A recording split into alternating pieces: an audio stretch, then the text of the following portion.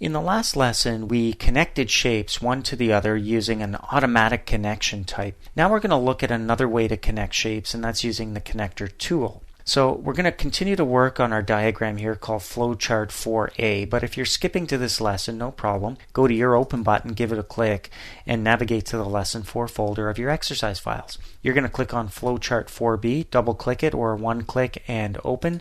Gets you all caught up with us. So here's our flow chart, and we do have our connections already set from one shape to another. But as we look at this decision box here where it says screening pass, well, that's going to be a decision where if they don't pass the screening, they need to loop back around to the participant selection stage. So we need another connector from here to here, and we can't use our auto connect feature to do that. It just doesn't happen. It's one connection only. So what we do need is a tool that's going to allow us to connect our two shapes in another way, and in another direction, by the way. So if we go up to our toolbar up here, you'll see that we do have the connector tool.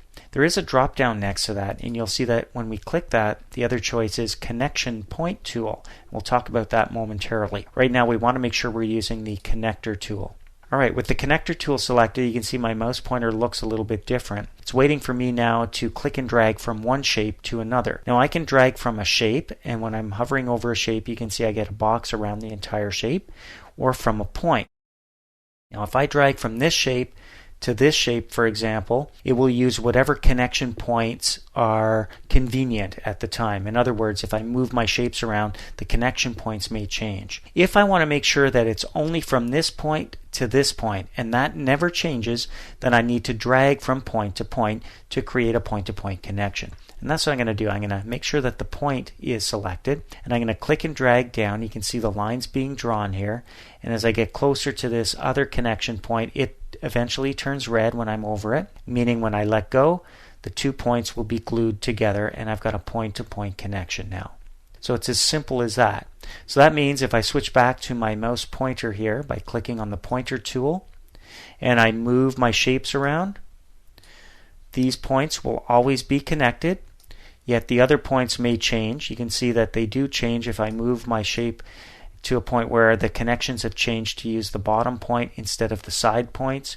And if I drag it down here, they're switched back. But these 2 points remain glued at all times because of the point-to-point connection.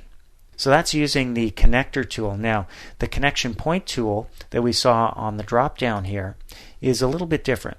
When I use that, it's not to create a connection, but to change connection points. So for example, if I wanted to connect this point to this point, but before I do, I want to change where those connection points appear on the shape, I can do that with this tool.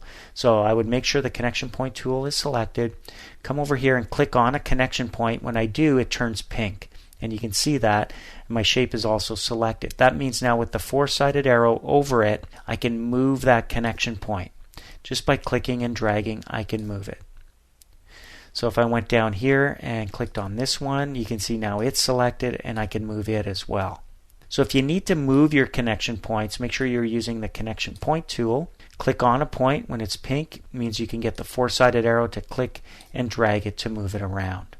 So we'll switch back to our mouse pointer tool here and deselect anything to see our finished product. Now we're going to look at another way to connect shapes in the next lesson, and that's using a dynamic connector from the stencil.